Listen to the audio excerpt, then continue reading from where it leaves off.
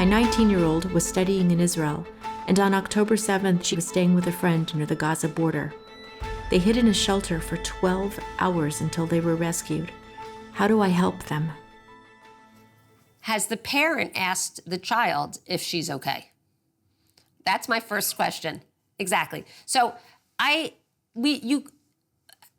sort of coming back to the beginning discussion that we had, she may have symptoms, she may not have symptoms. The majority of individuals go through a traumatic experience and are fine. Their symptoms resolve. The human condition has an incredible capacity for resilience and survival. So just because she went through a horrific experience doesn't mean there's something wrong. If there is something wrong, then she would need help. So my first question to those parents is, what does it seem like to you when you speak to her? Does she seem withdrawn? Does she seem distant? Does she seem angry? Does she seem scared? Is she complaining of things?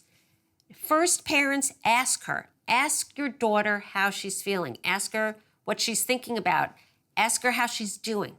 Ask her if she's having trouble at school. Is she having trouble with her friends? Is she having trouble sleeping? Is she having trouble eating? Has she lost weight? Has she gained weight?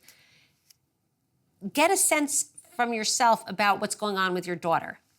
More likely than not, she's okay, just statistically speaking. Okay? In which case, making her feel like there's something wrong with her would not be helpful.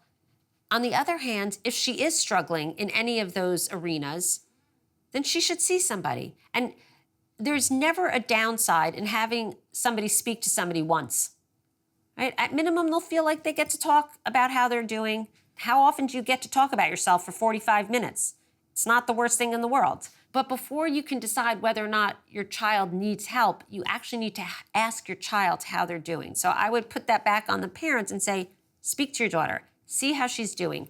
Don't make any assumptions one way or another way. Let her tell you. And based on her responses, again, focusing on functional impairments, change in lifestyle, from her normal baseline, based on that, you would then refer her to speak to a therapist and or a psychiatrist based on how she's doing in those different areas.